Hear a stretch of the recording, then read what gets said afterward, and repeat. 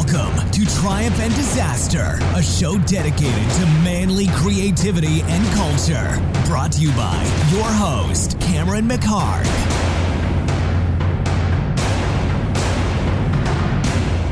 Hey you guys, it's Cameron McHarg and we're back for another episode of Triumph and Disaster. And this week I have Chris Lowe on. Chris is actually an old friend of mine. We go back a long time ago, actually another lifetime ago when I was younger. He and I used to compete in bodybuilding up in the Seattle area where we grew up. And I moved on from that when I was younger and we kind of lost touch. And then just a couple of years ago, we got back in touch again on Facebook. And he invited me to go see a Temple of the Dog show. So it turns out he was actually friends with Chris Cornell. Chris Cornell, who, when this episode comes out, passed away just like a couple of weeks ago. He was the singer of Soundgarden and Audioslave and did like a James Bond soundtrack. And if you don't know who he is, I was a huge fan growing up in the Seattle area. And he was a really big influence on that whole music scene back in the day. So he actually invited me to go to their show at the Forum in Los Angeles.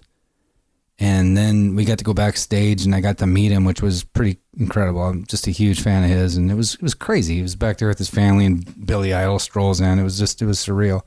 And we decided when we did that we wanted to do an episode on the show.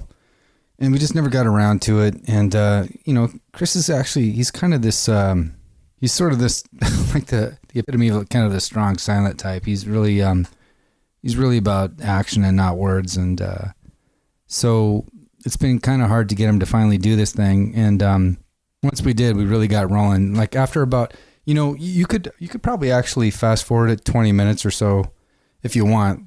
Basically kind of like what you do if you listen to Mark Maron and you want to get past that whole monologue. The first 20 minutes or so, it's good, it's fine. But it's a lot of us catching up. But right at the 20-minute mark is where he really kind of opens up and begins to take off, and it becomes a pretty cool conversation.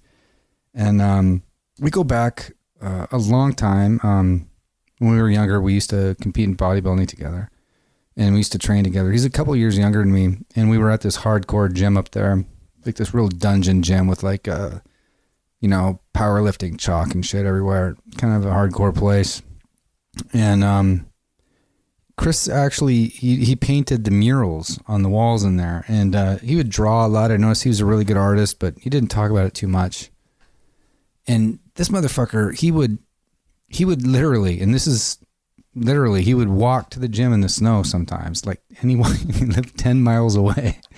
And he was like this really incredibly disciplined partner. If I said we wanted to train at 5 a.m, he'd be there at 5 a.m, which I really respect in anybody. And I thought that was really cool back then. So in a way, I wasn't really surprised to find out that that he's become the success that he is today. He's completely self-taught, completely self-made. He has his own real individual ideas about things and about how he got to where he is now. And it's a really good talk, and he's a great guy, and I think it'll be fascinating. So hope you enjoy it. Here's Chris Lowe.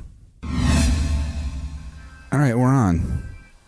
Yeah, we're on. So here with Chris Lowe, who I used to know as CJ back in the day. We're at his little horse ranch drinking badass tequila and ice with some Zeppelin playing by his horse stables on these big ass cool leather chairs. This is about the most ideal place I think I've ever done this thing. So hold on, I'm gonna take a little drink here.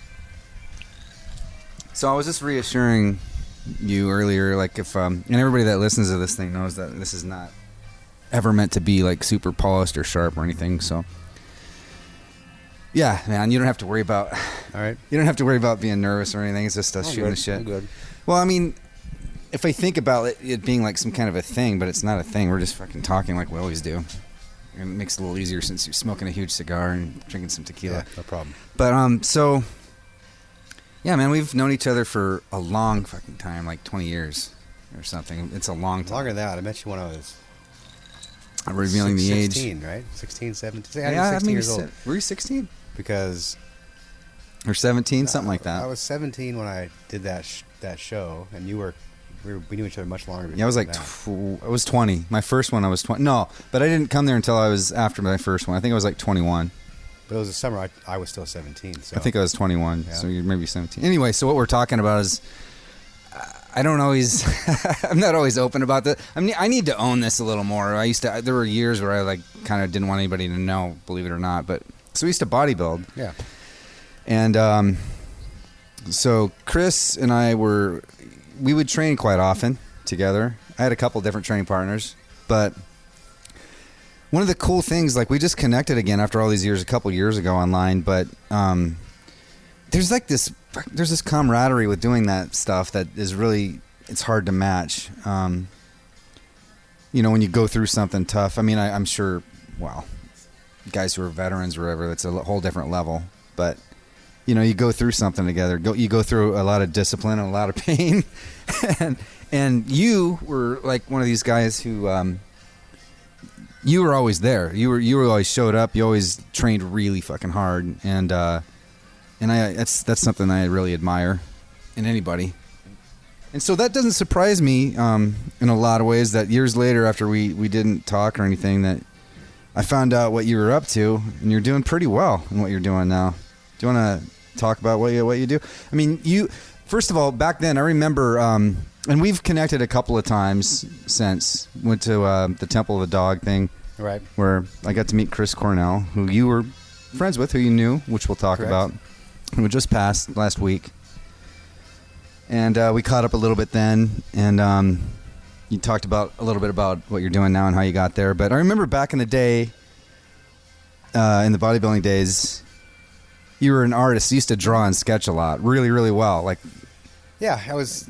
Well, if you remember back at the Red Room, we had the murals on the walls, and I was the one that painted those murals. oh, you Yeah. did. You want to Yeah. explain what the Red Room was? That's a pretty That was badass place. The violently aggressive lifting room at the gym we used to train. Yeah, we had this dungeon that was literally painted red with like powerlifting chalk and shit all over the place. And it was painted red, and there were murals. That's right, there were murals, right? It was shit like, muscle guys painted on the walls, go heavy, go home kind of stuff. Yeah, pain and death kind of things. And that's the way it was back then. You're cranking the death metal and lifting your balls off. Yeah, it was amazing. And you were going to go to some art school or something, right? Were you going to go to the Art Institute? To the Art Institute of Seattle, Which is actually a really good Yeah, school. But back then, they didn't have any night classes. Okay. So And when I was 18, it was, my dad was like, congratulations, you're 18, get the fuck out. Uh-huh. So Yeah. parental support wasn't a big thing for our generation, I don't think. No, it wasn't. So No. you had to find your own way. And unfortunately, I had to work and support myself. I didn't have the opportunity to go to college. Yeah. And there's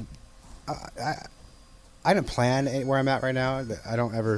I didn't chart a course to get where I'm at. Yeah. And I think kind of having to force yourself to find your way, with really no options as far as fallback.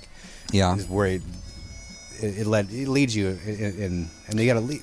Yeah, but it's something that you also like to do. Like something like, right? It's What? not just something like you're forced to do it and you just kind of did your best with what you had. I mean, it was you were still cultivating your talents and stuff. Well, I mean, yeah, but in the meantime, you have to pay the rent. Right. So you're young and you're working, which wasn't strange for us back then, because everybody I knew at 18 pretty much had either went to school or in Washington you have three choices: you go to college, you go to Boeing, Yeah. or you go to construction. That's exactly right. That's exactly right. Yeah. Right. Yeah. So Well, at least from the class that we kind of came up in, Yeah. it was like that. Yeah. which was in retrospect kind of a rednecky little town. Yeah. Yeah. Mukilteo, Everett, Edmonds. Yeah. This is like 20 miles or so north of Seattle. I'm sure everybody knows.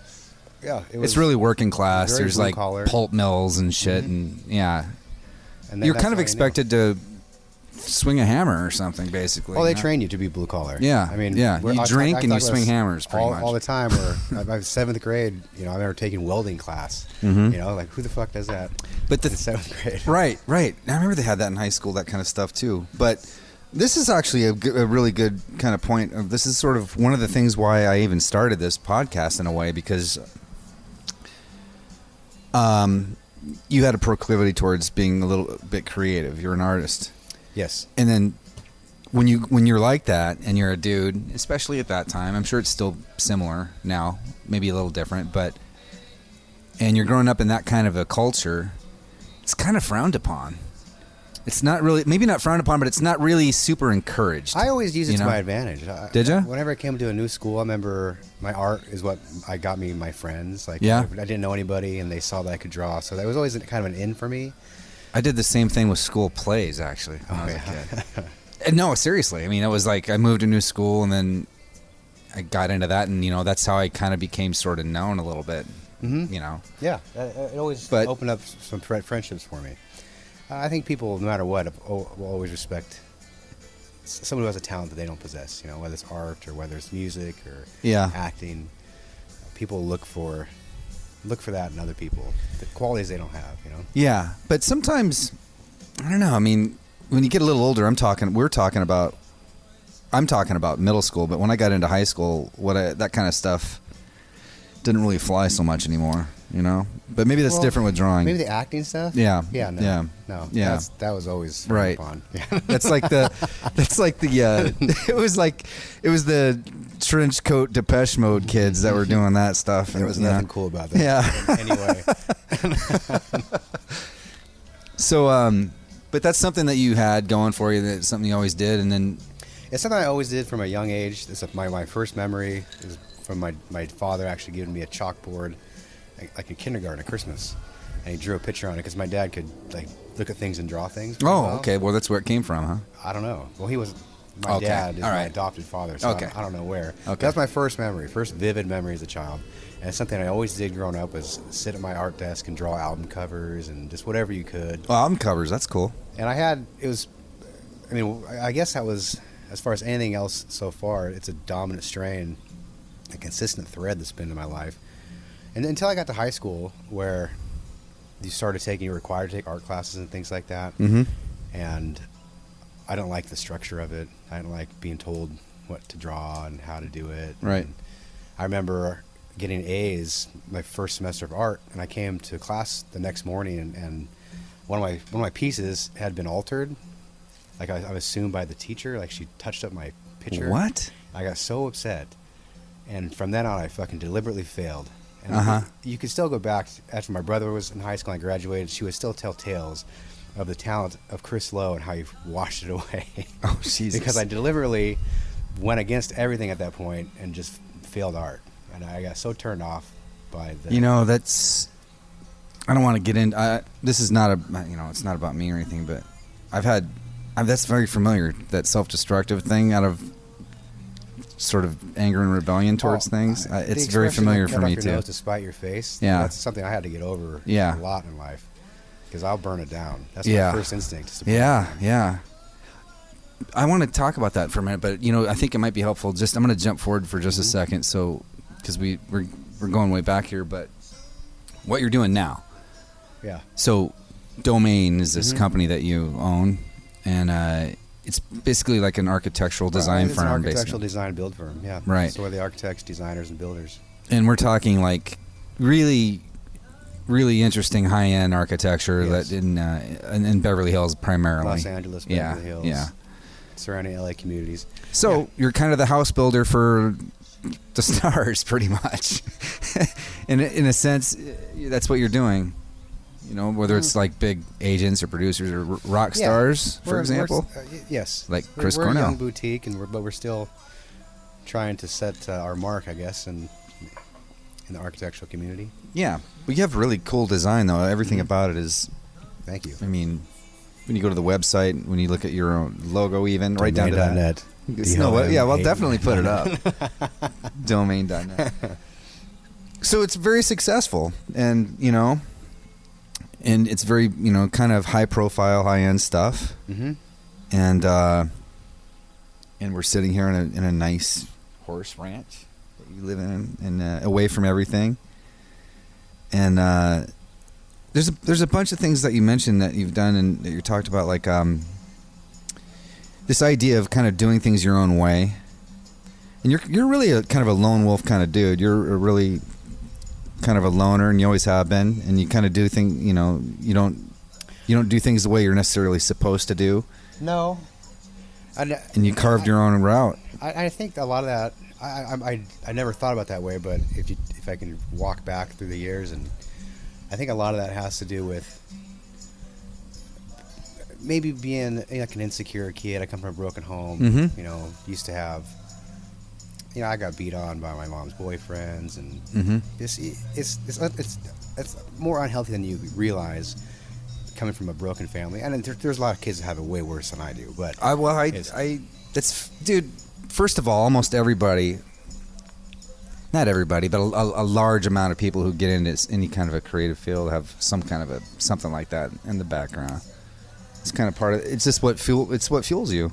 Yeah, but I think that's probably when you say lone wolf, where you feel either like you're having to prove yourself constantly, or you feel like maybe you don't fit in constantly with maybe everybody. Yeah. I was also like a husky kid, so I didn't really fit the ideal, and that's why I got into lifting weights, because I wanted to transform myself. Which at 14 years old, I started going to the gym after school instead of going off and fucking around somewhere. Mm-hmm. I think that at that age, to actually take that kind of commitment and transform yourself within from sophomore year to competing in senior year, was a pretty big goal. I mean, feat also, which is something to be proud of. You're looking back on it years later, you don't realize that at the time, but the kind of self-commitment it takes, this is circling back to the bodybuilding days, the kind of commitment you have to put into to actually transforming your body and accomplishing goals, and it is pretty astounding. And it's nothing to be taken as a narcissistic kind of look or a self-centered look. That's right. Although it can be. Yeah, absolutely. But that's not what either of us was in it for, obviously. No, and back then, I don't ever remember thinking that way about people or feeling narcissistic about it. I don't think that was the attitude. In fact, I stayed covered up most of the time. Most of the time, everybody did. Long sleeves. I think it was more or less, it was back to proving yourself as your strength or what you can accomplish. And no matter, men back then and guys back then, we've talked about this before, in my opinion, were just a different breed than they are today. Yeah, and probably true age. From the generation before that and before that, actually, as well. It was almost like you were required to, and maybe that's because the masculinity was viewed differently back then, you know, which was, I know that we're all growing as a society and viewing masculinity differently, and sometimes people view it negatively nowadays. But back then it was embraced. It was embraced through Hollywood, through movies. I mean, that's true too. Celebrated being a guy, but I don't know if this is going off a whole different topic, but no, that's fine. We can talk about whatever. Or it was being, programmed, which is, you were expected to be a certain way, I think. And there was a certain stereotype that depicted the ultimate, a male. Like the 80s kind of action guy. Absolutely, kind of thing? Yeah. Not just the action guy, but just even, I recently watched that one Rob Lowe hockey movie. Oh, yeah, Youngblood. Yeah, Youngblood. I remember that. But, I mean, that's what you're growing up with. I mean, that's Outsiders, right. For example. Yeah. Great movie. I saw my daughter down. We watched that a few weeks ago. And that was the anthem of my youth, Yeah. Same kind of thing, though, where you grow up with these male stereotypes, and I think you exemplify those in some way. You're surrounded by it. You don't know anything else, that's for sure. It's interesting you say that, because I always thought that it kind of depended on where, at least in this country, where you grew up. Because, I know, including sort of the class that you grew up in, ours was sort of we were in, blue collar type of culture. And it's embraced. I think it's embraced still in that culture. Yes. But that's where it exists. Mm-hmm. Not so much across the board, maybe anymore. No, it's a dying breed. Yeah. But we're getting a little off course. That's all right. This was back to the lone wolf comment of how, if looking back on it, that's probably what led me to to weightlifting, to bodybuilding. The art has always been a through line, and to where I am today. Same thing of just having to strive, survive, and try to thrive. Right. So you So today you're the owner of this really high-end design architectural firm called Domaen, and you don't have a degree in architecture. No. You don't have a degree, do you? No. And you're in charge of like pretty impressive architects, Yes. and you're dealing with a lot of high-end stuff and a lot of big responsibilities and build, yeah. Yeah, and you live out here, far away from Los Angeles on this ranch. It's like you're. I don't even know if it was intentional. This is just you are kind of. You're sort of that prototype that you're talking about, dude. Unintentionally? Yeah, I mean, I don't think. No, I mean, it's not like I'm going to be this. It's just who you are, and you've kind of you've done a very, very independent route, and like for example. Today's Memorial Day, by the way. So yesterday you had a party, and I was at this party, and we talked a little bit then. And what was I talking about? And you mentioned how there was a period, because we're gonna have to back up to how you got here and how this all started. But this is after you started, and you were down here, and you were approached to like appear in a couple of like Pearl Harbor and that sort of thing. And you didn't, and you declined it. Right. So this is something that stood out to me is like, okay, this is a perfect example of what I'm talking about with this sort of independent thinking. Most guys in that position would have jumped all over it without even thinking about it, without even thinking twice. But you're like, nah. Do you want to tell that story real quick? Do you want to say what we're gonna jump around? So fuck it, it's all right. It's all we're right. jumping around already. So what are we getting? Well, you okay. First of all.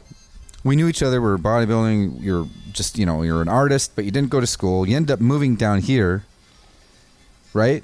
Am I getting this right? You want to pick this up where I'm leaving off? Yeah. I guess we started out just kind of give an overall synopsis of who I am and how we're getting there. And yeah.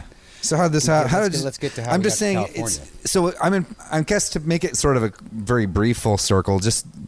You owning this company and being in charge of architects and doing this thing without you even being one yourself, right? Doing things a different way, and then going back to where we started. So how did that point B get? How did you get to today's point B from the point A that we begun with when we were talking about training as teenagers or 20, 21-year-old kids? Well, I guess let's. Because it doesn't surprise me. It doesn't surprise me based on the discipline that you showed me when we were training partners. Like we would show up, and not everybody did this, but you did, and I respect you for it. You would show up like if we say, hey, we're going to train at 5 or 6 in the morning, boom, you'd be there. You literally walked through snow, just like an old grandpa story, to get to the gym. Like 10 miles or something, wasn't it? It's comical right now when you say it, but because you always hear the story about walking through snow. Both uphill, both ways. But you literally did that. For real. And I would have. I remember driving through the snow, and I thought that was... Well, because we didn't have... We would push cars around in the parking lot for legs. Yeah, you did what you... And this goes back to, I think, that the level of commitment that you have to actually transform yourself mentally and physically, which will carry with you the rest of your life, which I know that you and obviously it did for you. This is what I'm getting at, and this is what I'm interested in. Yes. So back to, you want to start at the beginning, how we came to California? Yeah. Are we through how we got here? I'm going to pour some more tequila too. You want to talk? I'm going to set the mic down while you talk. Yeah. So in Washington State, this is a couple years after you, I think, moved away. I was up there working, doing the construction thing, starting my, going around from job to job. At the time before I moved down here, I had a small business up there doing miscellaneous construction, and I was 23. And it was at that point, a friend of mine called me who was actually in the service or getting out of the service at that time and said, "Hey, you want to move to California?" And it was either stay in Washington and kind of get busy, settle in and die kind of thing, Because at that age, 23 was fucking old back then. I mean, people had like full-on careers. They were getting married. Yeah. And it wasn't like, you're not really fucking off anymore at that point, No, no one's living in their parents when they're 30 back then. No. Nobody. So I was like, yeah. So I packed up I had a 76 Cutlass, 1976 Cutlass Supreme. Packed up everything I owned in the back seat and drove to California. Moved to a little apartment in Huntington Beach. No plans. Just started to work. I was an artist. I actually got work doing my art, whether it's selling paintings or doing murals. Faux finishing was a big thing. And How did you get work doing that? Murals and stuff. well, this goes back to being. You got to be a hustler. You got to be. Man, if I had to do it again, I don't know if I'd have the energy to do it again, because you don't even think about it when you're that age. But I'm a guy who knows nobody down here, and I would actually go out and make friends, go to the bar. I'd see somebody who I think is a cool guy. I'd go make friends with him. I'd network. I would. You fucking hustled, man. You hustle. You fucking hustle. Yeah. And you tell people what you do, and you prove what you do, and somebody gives you a shot. See, that's like but that's actually so badass. It's like there's no fucking magic pill for this. No, I mean I remember because I waited tables. I was doing everything I had to do, and I remember it's a funny story that my friends still tell, that a couple came in and I'm bullshitting with them at the table because that's what you do. And he's talking about how he just wanted to get some faux finishing at his house, and this is back when I told you the art mural thing kind of ties in. Yeah. I'm like, oh, I can. That's what I do. I was like, I have those small business. I have these little shitty business cards made up. At Kinko's. I gave him a business card, and he's like, oh, that's great. Can you come over and show me some samples? And I went home that night, and like the next day, my roommates came home, and the whole apartment was all these samples of these different kinds of finishes. And I got the job and started, Anyway, I got the job and just it's one sample of what you got to do to hustle. And when somebody asks you something, and I didn't know how to do it, but I fucking learned how to do it because I know I could. You said yes and just sort of figured it out on the way, right? I think the thing is, because I have ability. I know what my abilities are, and maybe it's just the right amount of balls and ignorance. Mm-hmm. But I'm the kind of guy that can swing for it and usually make it happen if I want to. And I don't know if that's a gift or just luck. I've talked about this before. I don't know if I have on this podcast, but like that sense of being sort of naive, I guess. You said ignorant and ballsy or bold. Yeah. That is actually what I think is the American spirit. When people call Americans naive, there's a lot of truth to that, but there's actually, it's what keeps you from questioning yourself. It's what keeps you from that naivete or ignorance, or if you want to call it that, is like, yeah, why not? Why can't I do that? You don't overthink it. You don't mind fuck yourself. You just do it. Right. Or you don't discuss it for 10 years. No. So it's actually, the negative of it is you can be like a bull in a china shop and you can take action like that's a little bit, destructive, but you get shit done that way. Right. You get it done, and that's the positive side. So that's sort of what you were doing. Yeah, and it comes along with. You don't stop yourself. You don't think, "Well, I can't do that." No, that's just not how we're. That never even enters your It's mind. just not. Yeah. It's not in our culture. No. So is word of mouth, and you started working and doing that, and how did that parlay? A long time frame from 24 to. Not too long, I guess, but 24 to 30, let's say. Mm-hmm. I was in Huntington Beach doing murals, starting my own business, doing whether it's painting, and it's a really slow progression how I got from that to building $50 million homes in Beverly Hills. Yeah, because it started with murals and faux finishing, like doing fucking baby nurseries, like a mural wall. Yeah, to faux finishing, to step by step building these dream homes for rich assholes. But during that period, there was a lot of discovery, a lot of fucking off, a lot of making mistakes. Yeah. Like I said, this wasn't a charted course. Yeah. It was a lot of getting in trouble, a lot of learning. But through all the bullshit, I always told myself that I'm way too talented to not be successful. And that's one thing I always believed. And I still believe to this day. That's why we had this conversation yesterday of how I don't get envy of, when I see a famous person or a celebrity or somebody who has more than I do, I don't get envious, but I know that there's no reason like I should be worshiping that person because I have the same, I can contribute and accomplish the exact same thing. Right. Maybe in a different way. Right. And that's just something that I have in me. And I wish, I mean, that's the kind of, I'd like to instill that in my daughters. You know, I try to push that of how you don't need to follow A to Z sometimes. Yeah. You need to have a instruction manual. You gotta go and get it. You know,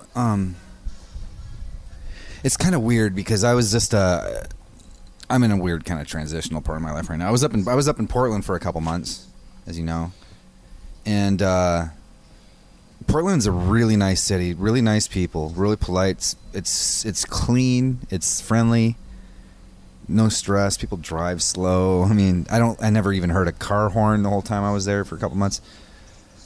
It's nice, you know, and I was happy there. I was at peace, but this isn't knocking that city. I'm just making this as an example because I really liked it up there.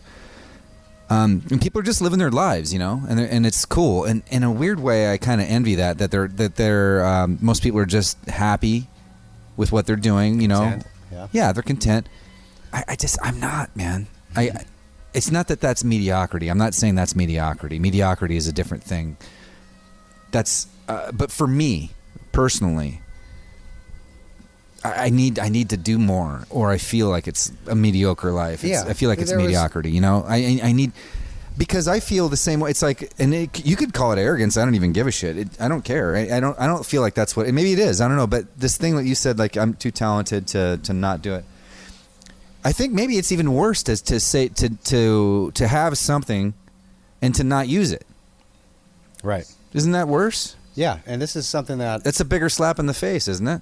Years ago, I worked with, this is a conversation that I bring up from time to time, but it was a more frequent conversation.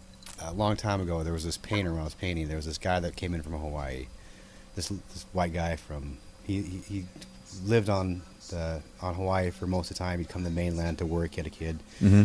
And he told these stories about how he lived in this village. In the village, the good men would go fish every day, and they would just come back and lounge, and that was their life, just this little seaside village. And they were all content just doing that. Yeah. And we'd always talk about, would you be happy living that kind of a life, just moving away and fishing and coming back? And some people would say, oh, that sounds great. Mm-hmm. And my answer was always, I don't think I would, because I wouldn't be able to. It's never being able to see what you'd be able to do. Yeah, you don't stretch yourself. No, you don't explore, and you don't contribute. Right.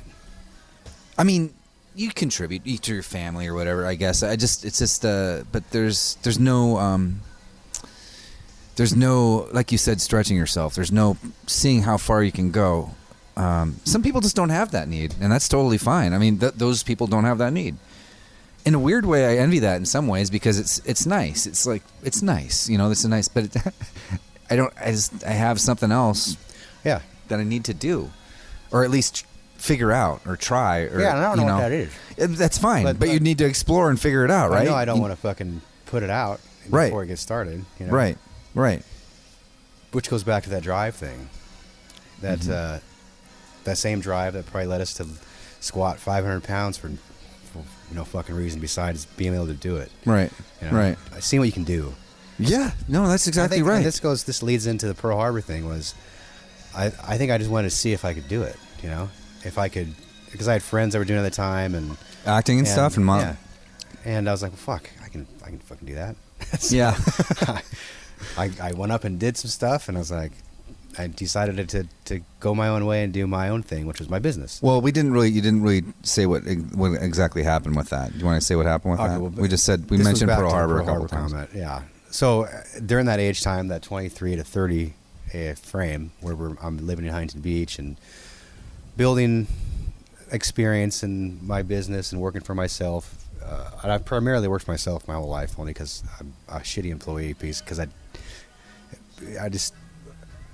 not into building somebody else up. I always wanted to build myself up. Yeah. So, it's I think at that age, everybody's trying stuff, especially down here. Whether, all my friends I hung out with were either doing modeling or acting. Yeah. And this goes back to that same attitude, was like, well, fuck, I can do that. If they can do it, so can I. Yeah. So I got into it, and I got up, went up and got an agent and a manager, and did a couple photo shoots. and then that offered that Pearl Harbor thing. You got a call. At the time, I didn't know it was fucking Pearl Harbor. It was just they just said, "Hey, you want to do this movie? This it's movie called Pearl Harbor." I didn't know it was the epic fucking movie it was. So you're flat out offered basically like a little featured part in it. Yeah, but at the time I was like, well, I don't want to go away for 4 months, and I don't want to do this. In Mexico, right? That's where they in the did. desert somewhere. Was it Mexico? Yeah, that's right. Yeah. You can see me. I kick myself now. You can see me in that movie. I'll have to put the still up. I'm sorry. That's all I'm gonna say about it. Yeah, I was in Mexico in Van Nuys Airport. Yeah. Yeah. But anyway. So yeah, I turned it down because at the time my business was actually doing okay, for what I thought at the time. I was doing my own thing, and I didn't want to go do something for somebody else. And I think it was more or less just seeing if I could do it. Yeah. Dude, I totally get that. I don't know if you knew this. I'll say this real quick. Because I have a lot of mixed feelings about it, but whatever. I just you have to own your own shit. So when I was in the Marine Corps, briefly, right. Well, you did 4 years, right? No. No? Did less. Did less I than don't 2. remember. Was it? Yeah. Well, here it is now. Now you gotta fucking let it out. I was honorably discharged, but it was at a period. I know you hated the service. You talked. I did. I didn't at first, though. I was really kind of crazy in the beginning, but I kind of. Well, shit. I'll just go ahead and explain it real quick. So I remember. I went in with the intention of going to do first recon battalion. That was my whole thing. I want to do this hard thing. It's the exact same theme. And I had like a buddy in high school. We used to work out all the time. We'd even put weights in backpacks and run through the woods and the trails and stuff and swim. We were really into it, Mm-hmm. And it turned out like when I went to boot camp, I was in really fucking good shape. So much that I actually got to stay back and just guard the weapons when everybody else PT'd and stuff. They'd pick 2 guys to do that. And so I was really ready. I was motivated. And so after boot camp, you have to go to a thing called MCT, at least back then. This is really dating me, by the way. But it's Marine Combat Training. And they had tryouts for recon. And it was a company of about 500, 550 guys or so. And like 14 guys signed up. Were crazy enough to sign up, I guess. And then 12 guys showed up. And 5 guys made it. And I was one of the guys that made it. But it was one of the hardest things I did. They did it. It was like an all-day thing. And it's at the end of a training cycle where you're hungry and you're tired and you're beat up. It's a lot of swimming stuff. We were just swimming yesterday. I was just thinking about this yesterday in your pool, like, because I'm in such bad shape now. You'd have to like hold a 10-pound weight over your head and tread water for 10 minutes and do all this underwater stuff. And you have to do it again and again and again if you fucked. I was dying. Anyway, at the end of this thing, they were driving us away, the guys who made it, in the back of a Hummer. And we were just exhausted. We didn't even talk. And it's probably like a 40-minute drive back to where we were. I remember looking at these dudes and thinking, I don't think I'm one of these guys, man. I mean, I had this goal where I needed to prove to myself that I could do it, that I could make it. And that's all that I needed. I didn't follow through after that. And I did that in bodybuilding sometimes too, actually. And other things too. We're talking about the self-destructive thing, where I would see if I can cut it. And that's all I needed to know. And it was for me. Mm-hmm. It's not for anybody else. I'm going to see if I can do this, and then I'm out. I don't need to do any more. I remember looking at these guys, and these were like the guys who are in these units like this, whether they're SEALs or Force Recon, or they're similar type guys, and they're a different breed of dude, man. And I'm sure whoever's listening might know someone who's done this. I've known several. They're a different kind of guy. They're like born to be warriors. There's something different about them. For me, I was proving something for myself personally, and I had to really be honest and think, I'm not sure if I'm actually one of these guys. I just think that I just needed to do this thing, Where was I going with that? With the Pearl Harbor thing or something? We were talking about, damn you and this tequila. I don't know where we started off on that one. Anyway, we're talking about the whole need, like when you're talking about bodybuilding and the need to prove something to yourself. And this thing that you did was sort of a need just to see if you could do it. Like you were offered this thing and you just said no. Because you got it. You essentially got it. So personally, for maybe I'm speaking for you, but you basically achieved it. And that was all you needed to do.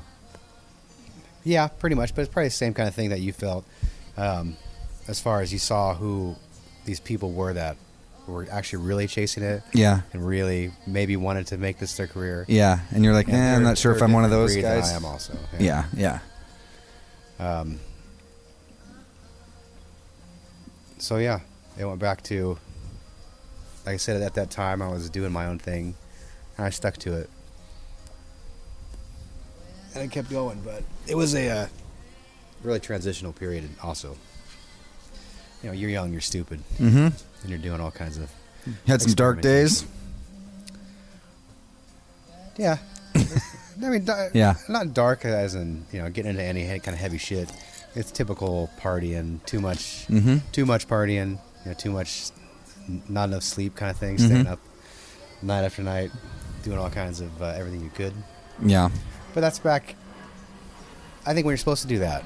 That's why I can sit here and at 42 now, and I don't regret anything I've done. Maybe some things, maybe some way I've treated some people, but I sowed my oats. I don't have any problem looking back and wanting to think I missed out on anything. As far as regrets go, it's usually about what you didn't do, I guess, more than what you did.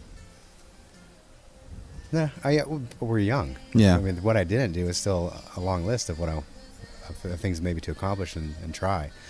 But I'm talking that you get some guys who are our age and get married too young, and maybe they didn't fuck enough girls. I don't know. Yeah. So they end up having this crisis at this age. Oh, right. I have the midlife crisis.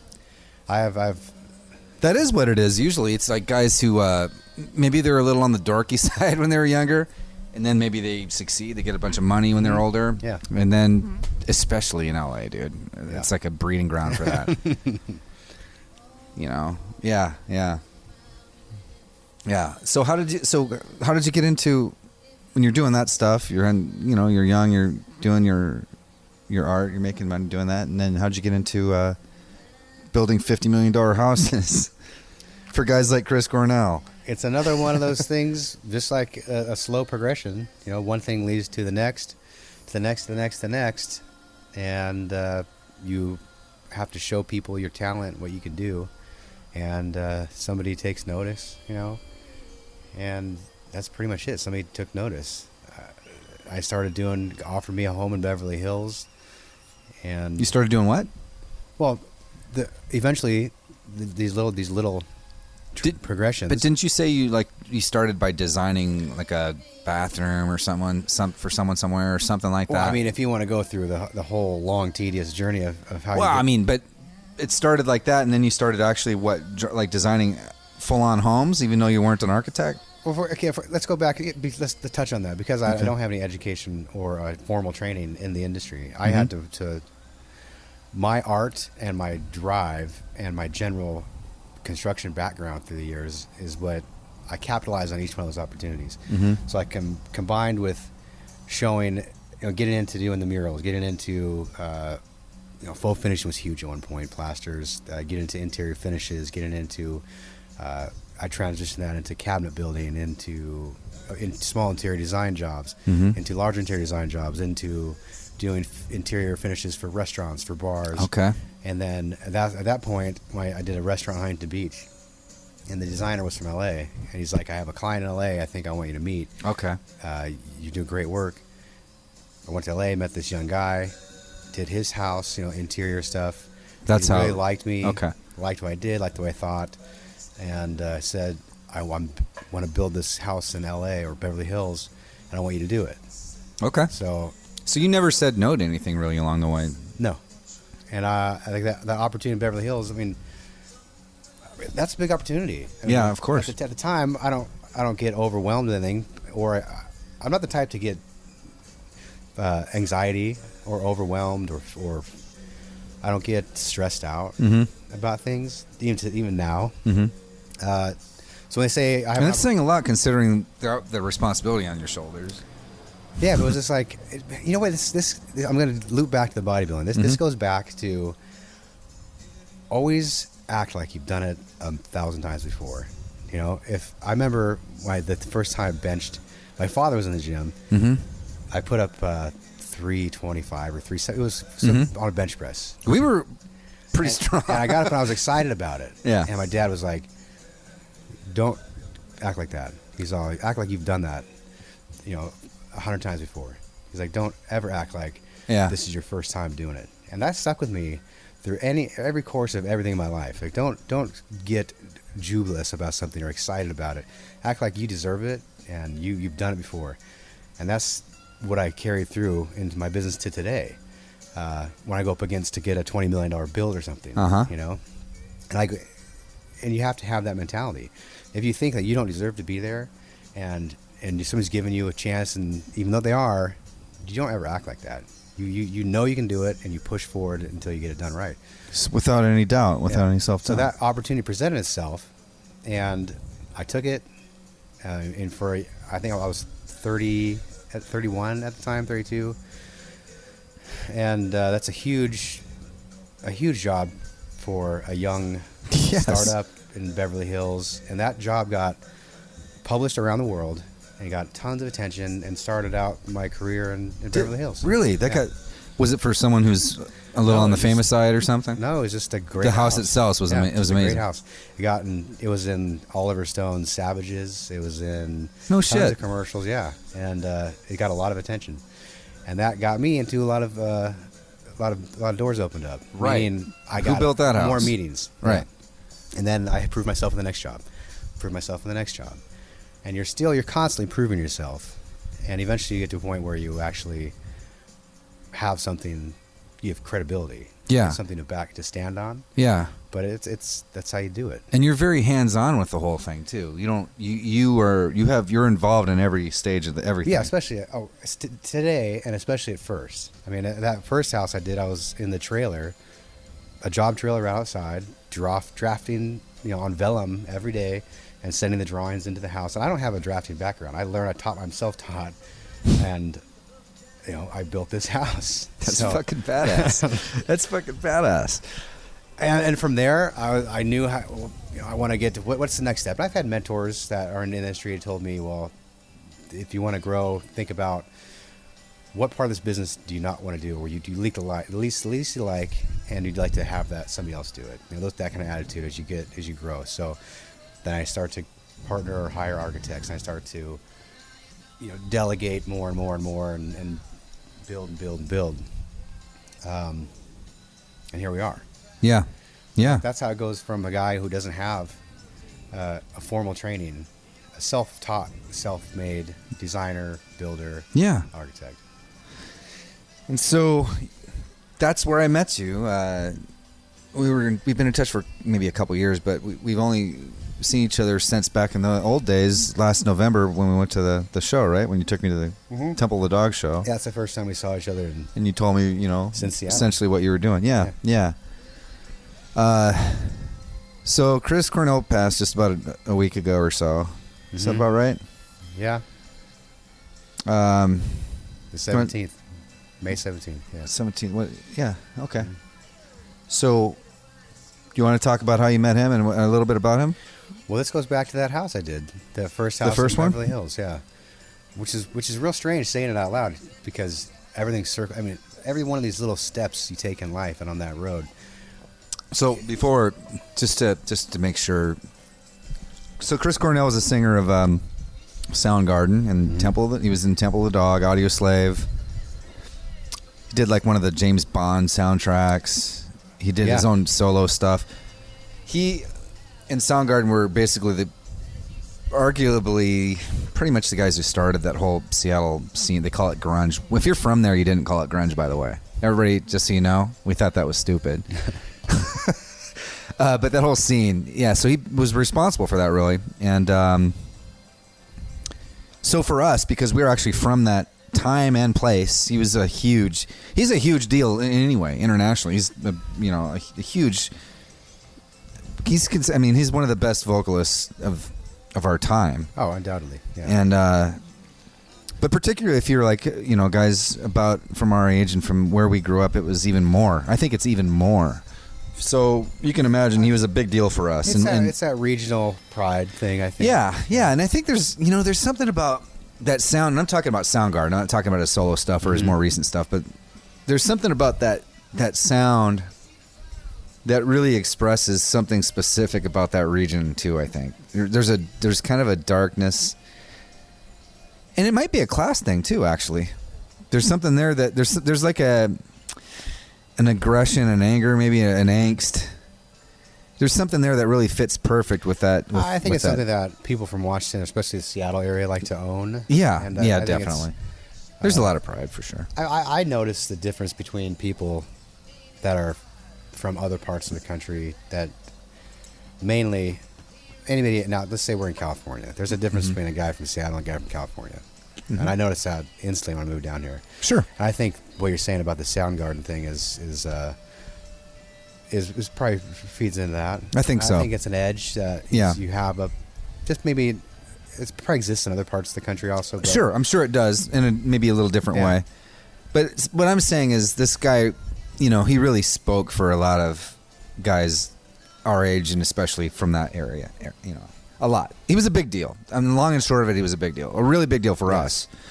And so you got to meet him, and know him because of that house I did, the first house in Beverly Hills that somebody gave me an opportunity because they believed in me. A few years later, or a couple of years later, the Chris Cornell, him and his family were looking to lease a place because they needed to renovate their house, and they came to that house and asked who designed and built it because they really loved it. And I got a meeting with Kris, and which for did me you just was, about shit yourself? Oh, it's the craziest thing ever. Are you kidding me? He called back home and he said, "I'm going to Chris Cornell's house." And at that time, he's a little cooled off because he wasn't doing much. Right. And I remember talking to people going, "Who's Chris Cornell?" I'm like, "What, are you fucking kidding me? Who's Chris Cornell?" What? And, we'll get into that later. But yeah, so I had the opportunity to go meet him, and I remember it like it was yesterday. I walk in and he had his hair tied back, and he was super smiley and super nice, and we met and interviewed a couple of times, and either him and his wife, they really liked me, and at the time I was still young as far as a company, but they wanted to go with me. Maybe it was the Seattle thing too, because we're both Seattle boys. But that's how I met Kris, and that's how we started our relationship together. And you ended up, becoming friends with him, and your kids were playing together and stuff. And we became pretty close. My daughter and his daughter are the same age, and we would go over there, and Sundays we'd go to the park down the street on Coldwater, and then they'd play soccer and hang out, and they'd swim at the pool, and my brother, I introduced my brother to him, who ended up traveling with Kris for the past 7 years, and he was with him to 17th when he passed as his personal road assistant. Yeah. So quite a bit of photography too. Right? Yes. Yeah. He actually did quite a bit of road photography, some great photographs. That's where it started. Is there anything about him that struck you, that stuck with you, or anything about knowing him at all, or any experiences, or? Well, I think we touched on this. Is just we did. It's almost mystical, because no matter what, a guy like that, as down to earth as he is and as grounded as he is, because of where we're from and who he was, there's this certain amount of mysticism almost about the guy. Well, like I was saying the other day, it never becomes real. It never becomes real. It was always every a little, time it never becomes real. Yeah. Well, living in this city and doing, I guess what we both do. You meet a lot of people that are famous, and you meet a lot of people that you've seen around or whatever. And but when I went to the show with you in November, and we went backstage and we got to meet him, I was admittedly starstruck, and I'm not like that. I don't think I've been like that with anybody that I can remember. And I was actually like, because he meant that much. He meant that much to me, So Yeah, and he wasn't, because it's not like you were meeting him as a stranger backstage. You got to go into his dressing room, hang out with his family. Yeah. And he was actually very relaxed with you. Completely. So it was different. yeah. Because you weren't a fanboy just walking in to get an autograph.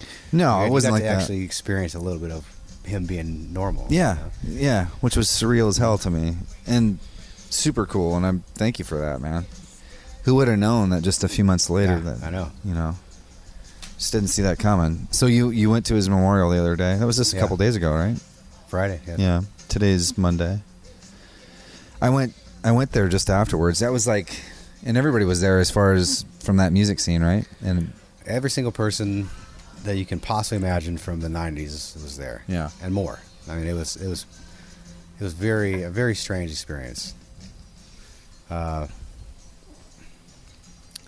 Strange because not strange like starstruck strange. It's strange because everybody that you, it's a weird thing getting older. Getting old to drag, to Yeah. quote the Rolling Stones. You see everybody age around you, and you're either going to a funeral or you're going to be in one. see, that's the thing that's different about this. I think, like, I didn't know him personally. I met him once, but that's not what it was about for me. It was about other things, how much his music meant to me when I was younger, but also what you just said. When I went to his gravesite, just like an hour after, probably just like an hour or two after you were there, they opened it up, and I went there, and I was fine. People were playing their music loud from their cars, and there were a lot of people there, and it was just loaded with drawings and flowers and stuff. And I go up to the grave, and I had to walk away, dude. I started crying. I had to walk away quickly, and a lot of it, I think, was about that same reason, just like how it's over. It's over, and just like how fast life is, and you realize, oh my God, man, it's just like there's this big era, this big important thing that was so huge and important to us, and now you have people asking who he was, and it's just, and you see all these people from the surviving members of whatever, Nirvana, Soundgarden, and they're like kind of looking old now. It's definitely And a touch on your mortality. Your own mortality, exactly, yeah. And your own life, and what, it makes you kind of look at, okay, I'm on the way, I'm going to be there before I know it as well. What am I doing? Am I doing everything that I want to do? Have I achieved everything I want to achieve? It's that, and I don't think it's so much that, but for me, it's almost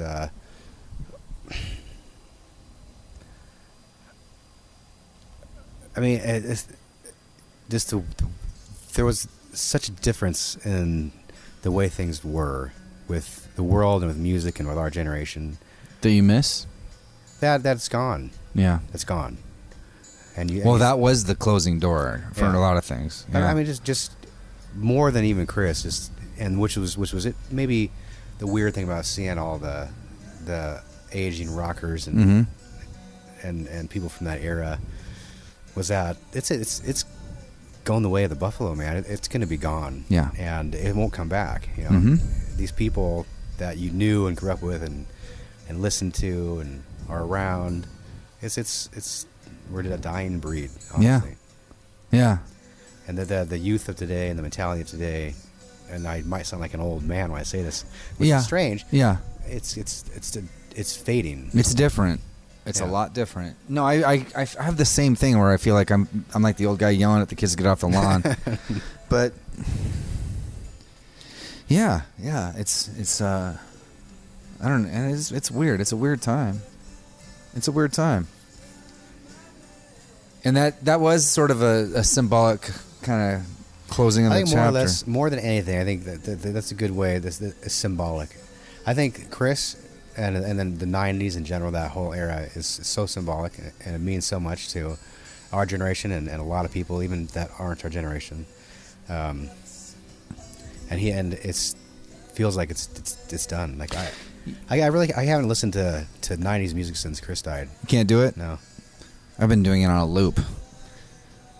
One of the things that I've actually talked about this, like an episode with Daniel Friedman, I think it was, where with this generation now, this younger generation, this is the first generation, I think, and at least in this last century, where there is not a culture of like something new, a new thought, a new music, a rebellion of some kind.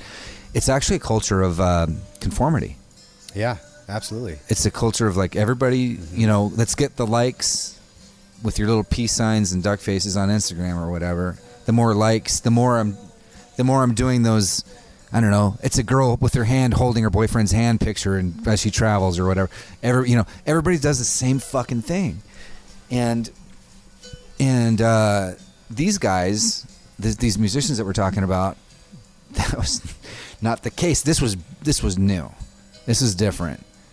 It's not only new, but it's genuine, and that's what. Yeah, like Kris, for a prime example, talking about nonconformity. The guy was a big fuck you to the day he died to everything, as far as conforming with the scene, with the celebrity, with anything that wasn't absolutely true to himself. Yeah, he didn't take part. He didn't really take part, did he? I think that's a thread through our Generation X, as they say, where which it rings true with me. It's not something you intentionally are either. You don't try to be that way, but it's just the way we were bred almost. Yeah, but I mean, yeah. It's when I say rebellion, it's not like rebellion for rebellion's sake. It's just like you said, a sense of being genuine and a sense of really expressing something real that comes from an individual place. And it makes me angry to see people becoming just a herd mentality, a real herd mentality, and to see young people doing that. Like I said, that's unheard of. That's fucking unheard of. In our generation, we had these guys. The one maybe just slightly before us was punk. Yeah. The one before that would be, Woodstock, hippie, whatever generation. One before that would be like the Beatniks. I mean, there was always something, right? James Dean, whatever. And this one is just everybody be the same. And I find that freaky. It's beyond freaky, but this is something that I constantly talk about as far as the conformity of society. They're teaching.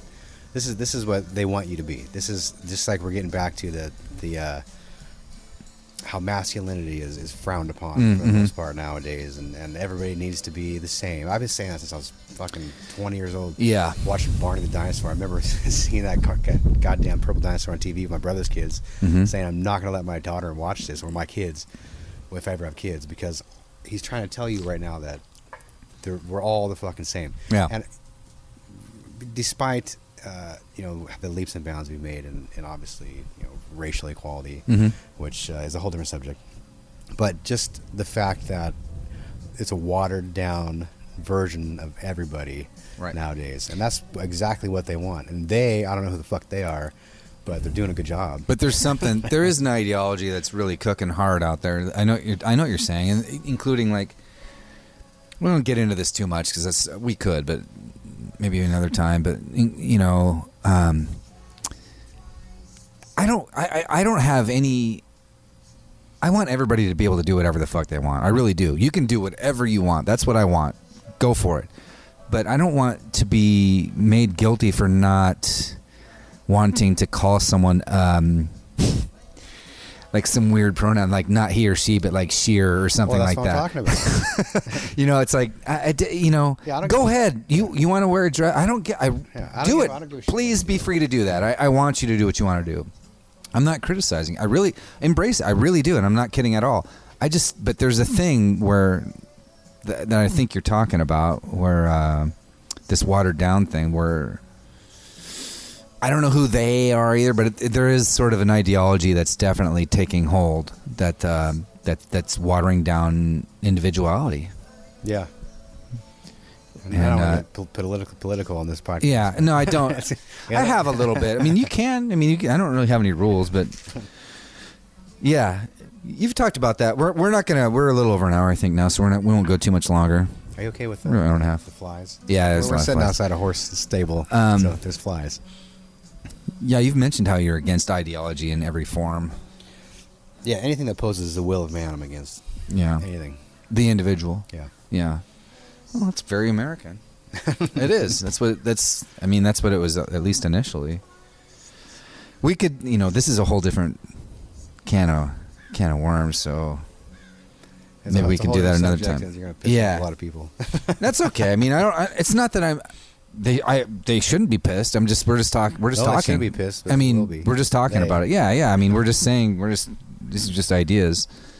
But let's go ahead and wrap it. I think we're like an hour and a half, actually, hour and 15.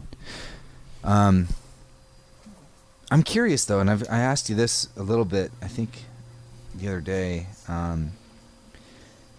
What do you have any idea what you want to do next, or what your direction is, what your ultimate thing is? Do you want to just? This goes back to not ever charting a course. Yeah, because you mentioned not charting a course, but you just kind of take it wherever it leads you. Or do you have a vision where you want to go? My only vision is to conquer what I can and see where that takes me. What about creatively? Because I know you have that urge in you, that fire in you to do things. It's. Or you just want to be free.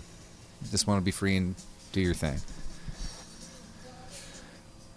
That's a tough one to answer, because I know that the bullshit answer would be to outline some 5-year plan. Not into the bullshit answer. I honestly don't. I'm not saying specifically what you want to do, but is there like something that you ultimately want or something? Because we've talked about like this constant need or urge to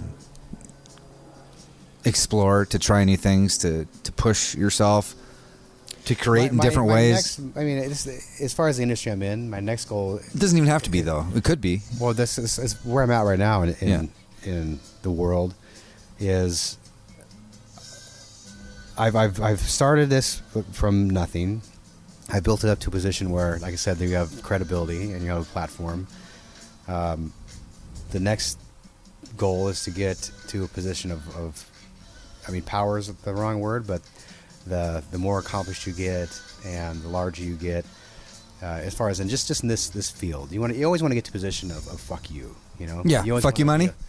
Not just fuck you money, but fuck you. Fuck you power. I don't want to do that. Mm-hmm. That's what goes back to the what we're talking about as far as Pearl Harbor. just being able to not the pick and choose. But when you're young and you're coming up and you're building, you're proving yourself in every possible way you can. You have to say yes to everything. Yes. Yeah. And you want to get to a point where you can say no. Yeah. And feel good about it, and say no in a fuck off kind of way. That's just that's my immediate next goal. You mean? And then from there, is that creatively? Like, no, I don't want to do that. That's a dumb idea. Yeah. You can say that's fucking stupid. Yeah. No. Yeah. So. Yeah. That's the next frontier. But then you have the power to do whatever you want. Yes. So what would you want to do with that? I'm not there yet. You don't even think about it. No. You got to get to that next level first. Okay. What about other things? Like, do you still draw? Do anything like that? The sad thing about that is no. And does it pain you a little bit? It's the downside of being of having to, like, it's a pretty organized, successful company right now. And to get that way means you have to stop fucking off. Meaning you have to be responsible and reliable and have your shit together. Mm-hmm. So that's something that you have to learn through the years too, in those developing years, to where you made mistakes and you probably pissed off a lot of people and mismanaged. Yeah. And a party dies along the way of that creative spirit, that free form, that free guy that can do whatever he wants. And because as a young guy, that's what it was. Right. I was the young artist. Right. And the cliche of the artist is not really, it's the cliche, but it's not like you're trying to be a fuck off. It's because you don't care. And you have to have that mentality to really, and that takes us back to Kris, because I remember Kris telling me stories about this as a young artist, where he would get these record labels coming up to him and trying to sign him and trying to get him to do shit, and he would just say no, fuck off, and he would walk away, and he would tell me, he's like, that's the way they come crawling, he would tell me this shit, same kind of thing, because you don't care, you're young, you don't care, and and they really didn't, and as a creative, like a real creative, you have to have that, and it gets you a long way, but to combine with your talent, it can. if you are really a true talent. But back to my point is, unfortunately, I still have that, but the creative side of it, even though I oversee all the creative of my company, I know I no longer paint, I no longer draw, and I lost kind of. I know what you're saying, actually, but do you think you can find a balance? Do you think it's possible? What you're saying right now is something that I'm confronting quite a bit, and I find that to be like a nightmare, to lose that completely, because you have to be responsible and have your shit together and know how to run a business and know how to, and they can conflict, or they feel like they can conflict. Well, that's. But can you make space for both in the same life? When you get to that next level. Okay, but do you need to? You have to get to that next level. Do you think? Probably. If you have a payroll people take care of and a family to take care of, and responsibilities, then yeah. If you don't care and don't care if you know where your next meal is coming from, you can be that free spirit artist. But I see what you're saying. I know what you mean to be completely free in that way. But for example, like, here you are, you got this horse ranch. You like to spend a lot of time on the horses. Maybe you go shoot arrows, whatever. You're on your own, doing your own thing in your free time whenever you have it. Yes. Would you be able to draw or paint? Or do something like that as well? You know what I mean? Do you feel like you can't really commit to it? Do you feel like you can't fully commit to it because you have all this other shit going on? Like it's all or nothing. It's black and white. My art was always pretty.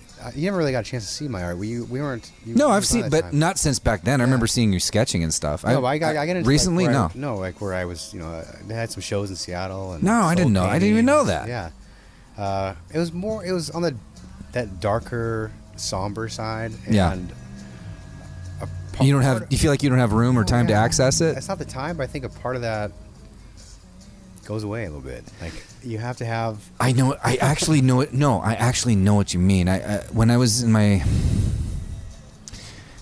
This is a painful thing for me too. Actually, when I was in my most creative periods when I was younger, it was like I was in a different headspace where I was really raw. I was really like emotionally affected by things easy, but that made it really easy to do things creatively. You know what I mean? Yeah. But it also made it more difficult to be more responsible and be more active. Your emotions are right off the fucking hip. Yeah, completely right on the sleeve. Yeah. No, it can be very destructive, but I'm getting to the point now where because I don't like to. Most of my life I've been very black and white. It's all or nothing. It's very you can do this 100% or not. I'm a lot better than I was when I knew you. I was very, very much like that, all or nothing. I think a lot of that came from that military experience, actually. I think it was very, very powerful. As brief as it is, it's a very powerful stamp on your mind. But I want to believe now that there's a way, and I think there is. I think there is some sort of a middle way. I don't know. That's what I battle with that. Yeah, you do too. Because I don't think there is. I think, and this is one of the things that I know that, touching on Kris again, how he was always alone and kind of drew from dark places. Mm-hmm. It's your kind of muse, the dark side. And if it goes away, otherwise you're just dabbling. Yeah, you're contrived. Yeah, yeah. And that's why the artist cliche of being a fucking screw off is real, Yeah. It may be because a creative is a little more, fiery, a little more, right off of the. It's on the surface, man. It's a lot more raw. Yeah, yeah. And that, like I said, getting in trouble. I've had to go through. Lots of anger management, lots of jail time, things like that. Yeah. And once that curbs, once you curb that animal, I'm not sure it comes back. Yeah. I think that there's a way. I really do, though. I think there's a way where that does go away. You're past that. You get into this point where you're doing other things in the world, like a family or whatever. Or whatever the case may be, a career of some kind that's not related. But then there can be a way where you can come back to it, and I find I'll give I don't have a specific person as an example, but an example would be like an actor or a musician or somebody that they get sober. Mm-hmm. And it's very difficult for them because Yeah. they feel like, that was part of this whole thing, this whole dark thing that was all mixed into this thing. And now I don't think I can do it anymore. And often they don't for a while. And then they finally will come back and they can be maybe even better than they were before.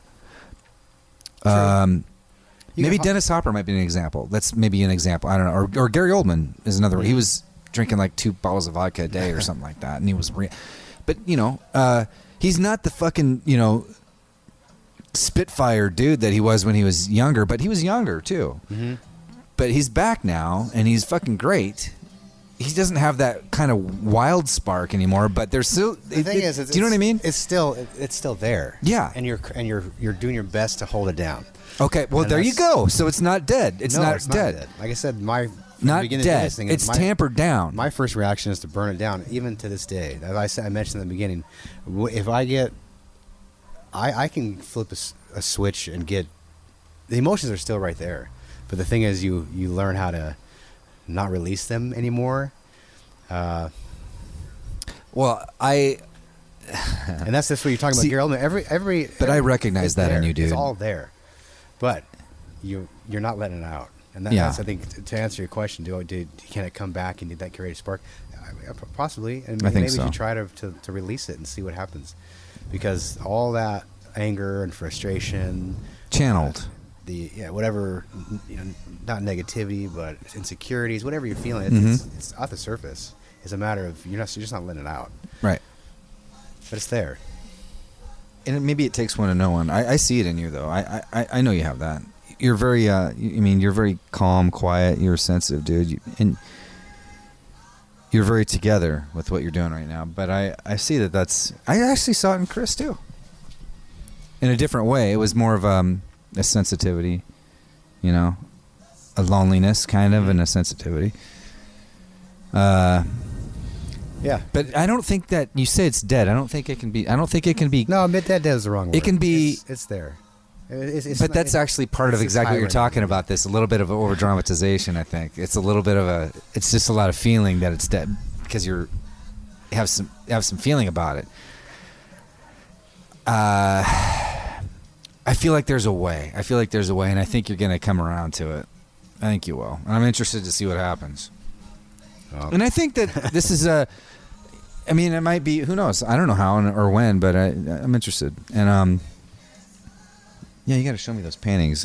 Maybe we can put them up on the blog if you want, or if anything that you've done from the old day. I'll see if I can dig some out and scan. Okay, let's do that. So triumphantdisasterblog.com, and then I'll have Domaen and your website and some pictures of some of the homes that you've done and stuff too. Yeah, maybe this is probably a good time to wrap it up. It's been a really good talk, man. Glad we finally did this. Yeah, it's not enough time. It seems like we're just getting unraveled here, but we can keep going for a little bit, but we can always do it again too. So, yeah, absolutely, I think we should. And I think that, I think that, one of the parts about this that's so good for me is like, it's just a recognition, like, oh, okay, I'm not. This makes sense. I'm not alone. Affirmation. Yeah, it is, and I think that a lot of people might actually feel the same. I think that there's, most of the people that would listen to this, I think, can identify in their own way, with a lot of what we're talking about. There's a lot of the shit that we've had different paths, but I completely was, oh fuck, I totally get what you're saying. I totally get it. I had a different path, but it was a similar kind of struggle, so and a similar kind of need presently to get back to something, because I can't, when we were talking about the fishermen or whatever living their lives, or people in Portland or whatever, if you said, okay, you got to sit in an office and sell life insurance 9 to 5 every day, I'd fucking put a bullet through my head. Well, it's the same way. Well, that would never even present itself to you. No, but that's fine for other people, and it's not about other people. I'm just saying, I can't do it. And you could even say, well, after hours you can do this and this, but no, I just can't do it. I can't do it. Maybe that's a weakness. I don't know, but I think I don't think it is, but I mean, I think there's a lot of people that can kind of identify with some of the shit we talked about. Yeah, there's that old expression. I'd rather die of thirst than drink from the cup of mediocrity. Yes. Yeah. I felt that way since I was a kid, dude. I got to do something. I don't know what it is, but I got to do something.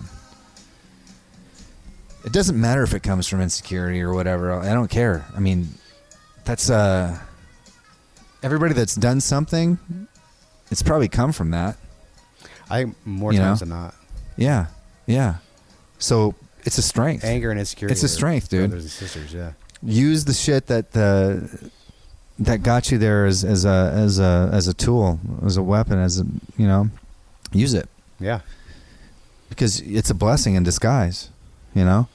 Hey, if you grew up in a great and happy household and you're a well-adjusted accountant with a family, good for you, dude. And I mean it.